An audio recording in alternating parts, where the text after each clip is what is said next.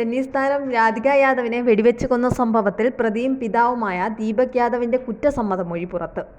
മകളുടെ വരുമാനം കൊണ്ട് ജീവിക്കുന്നുവെന്ന് പറഞ്ഞ് തനിക്ക് പരിഹാസം ഏറ്റുവാങ്ങേണ്ടി വന്നെന്നും തൻ്റെ അഭിമാനത്തെ അത് മുറിവേൽപ്പിച്ചുവെന്നും ദീപക് യാദവ് പോലീസിനോട് പറഞ്ഞു.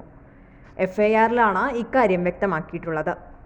ഹരിയാന ഗുരുഗ്രാമിലെ സെക്ടർ 57-ൽ വ്യാഴാഴ്ച രാവിലെ 10:30-നാണ് സംസ്ഥാന ടെന്നീസ് താരമായ രാധികയെ പിതാവ് ദീപക് വെടിവെച്ച് കൊന്നത്.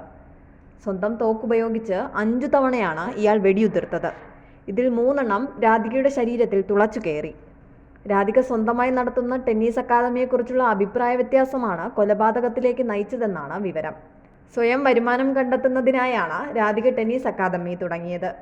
ഇത് സംബന്ധിച്ച് മാസങ്ങളായി കുടുംബത്തിൽ തർക്കമുണ്ടായിരുന്നു.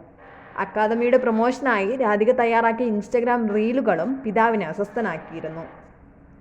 താൻ മകളുടെ വരുമാനത്തെ ആശ്രയിക്കുന്നതായി ചൂണ്ടിക്കാട്ടി വസീറാബാദിലെ നാട്ടുകാർ നിരന്തരം പരിഹസിച്ചിരുന്നതായും മകൾ നടത്തിയിരുന്ന ടെന്നീസ് അക്കാദമി നിർത്താൻ പലതവണ അവളോട് ആവശ്യപ്പെട്ടിരുന്നതായും ദീപക് പോലീസിനോട് പറഞ്ഞു. എന്നാൽ ടെന്നീസ് അക്കാദമിയെ ചൊല്ലിയാണ് ദീപക് മകളെ കൊലപ്പെടുത്തിയതെന്ന വാദം അദ്ദേഹത്തിൻ്റെ പരിചയക്കാർ തള്ളുന്നു. മാസം 15 ലക്ഷം മുതൽ 17 ലക്ഷം രൂപ വരെ ദീപകിന് വരുമാനമുണ്ടായിരുന്നു. ഗുരുഗ്രാമിൻ്റെ പല ഭാഗങ്ങളിലായി 10,000 വാടക ലഭിക്കുന്ന നിരവധി കെട്ടിടങ്ങളുമുണ്ട്. ഗുരുഗ്രാമിൽ ആഡംബര ഫാം ഹൗസും ഉണ്ടെന്ന് റിപ്പോർട്ടിൽ പറയുന്നു. ഇത്രയും പണമുള്ളയാൾ മകളുടെ പണം കൊണ്ട് ജീവിക്കുന്നെന്ന് പറഞ്ഞ് ആരെങ്കിലും പരിഹസിക്കുമോ എന്ന് ഗ്രാമവാസികൾ പറയുന്നു. ദീപക് വളരെ പരിഷ്കൃതനായ ഒരു മനുഷ്യനാണ്. മകളെ ടെന്നീസ് പഠിപ്പിക്കാൻ വേണ്ടി എന്ത് ത്യാഗവും ചെയ്തിരുന്നു. മകൾക്ക് 2 ലക്ഷം രൂപയുടെ ടെന്നീസ് റാക്കറ്റുകളും വാങ്ങി നൽകി. മകളെ വളരെയധികം സ്നേഹിച്ചിരുന്നു. കൊലപാതകത്തിന് പിന്നിൽ ടെന്നീസിനോ ടെന്നീസ് അക്കാദമിയോ ആയിരിക്കില്ല, കാരണം വ്യക്തിപരമായ കാരണമായിരിക്കാമെന്ന് ദീപകിൻ്റെ സുഹൃത്ത് പറയുന്നു. അതേസമയം മകൾ സ്വതന്ത്രമായി പണം സമ്പാദിക്കുന്നതിലും മറ്റും ദീപകിന് അസംതൃപ്തി ഉണ്ടായിരുന്നതായി കുടുംബം പറയുന്നു. ഗുരുഗ്രാമിലെ സെക്ടർ 57-ൽ ഒരു 2 നില വീട്ടിലാണ് രാധിക തൻ്റെ മാതാപിതാക്കൾക്കൊപ്പം താമസിച്ചിരുന്നത്. അമ്മാവനായ കുൽദീപ് യാദവ് അദ്ദേഹത്തിൻ്റെ കുടുംബത്തോടൊപ്പം വീടിൻ്റെ താഴത്തെ നിലയിലാണ് താമസിച്ചിരുന്നത്.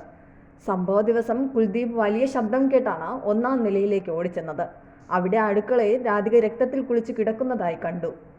കൊലപാതകത്തിന് ഉപയോഗിച്ചെന്ന് പറയപ്പെടുന്ന തോക്ക് സ്വീകരണ മുറിയിലും ഉണ്ടായിരുന്നു. കുൽദീപും മകൻ പീയൂഷും ഉടൻ രാധികയെ അവരുടെ വാഹനത്തിൽ കയറ്റി സെക്ടർ 56-ലെ ഏഷ്യ മാരിങ്കോ ആശുപത്രിയിലേക്ക് എത്തിച്ചെങ്കിലും ഡോക്ടർമാർ അവൾ മരിച്ചതായി സ്ഥിരീകരിച്ചു. കുറ്റകൃത്യം നടക്കുമ്പോൾ രാധിക, ദീപക്, ഭാര്യ മഞ്ജു എന്നിവർ മാത്രമേ 1-ാം നിലയിൽ ഉണ്ടായിരുന്നുവെന്ന് കുൽദീപ് മൊഴി നൽകി. അതേസമയം ദീപകിൻ്റെ ഭാര്യ മഞ്ജു ഇതുവരെയും പോലീസിന് മൊഴി നൽകാൻ തയ്യാറായിട്ടില്ല. തനിക്ക് അസുഖമാണെന്ന് പറഞ്ഞ് അവർ പോലീസിനെ അറിയിച്ചിരുന്നു.